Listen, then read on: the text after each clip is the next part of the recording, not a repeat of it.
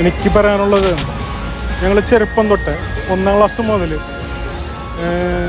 10ാം class college വരെ ഒരുമിച്ച് പഠിച്ച ഒരു 9 കൂട്ടുകാരെ കുറിച്ചാണ്. 9 പേരും ഇന്നും 46 വയസ്സായി എനിക്ക് ഇന്നും ആ ഫ്രണ്ട്ഷിപ്പ് നിലനിർത്തുന്നുണ്ട്.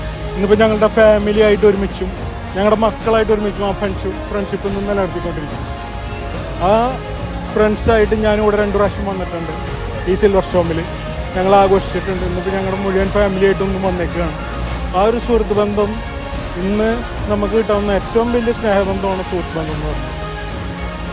അതിനപ്പുറത്തുള്ള ബന്ധങ്ങളുടെ കാര്യം പറയുകയാണെങ്കിൽ ഏറ്റവും നല്ലത് ഇപ്പോൾ നമുക്ക് ഒരു സഹായമായും അല്ലെങ്കിൽ നമുക്കൊരു സമയത്ത് വാക്കുകളുടെ ബലമായും ശാരീരികമായും എപ്പോഴും അടുത്ത് നിൽക്കുന്ന സുഹൃത്തുക്കളാണ്.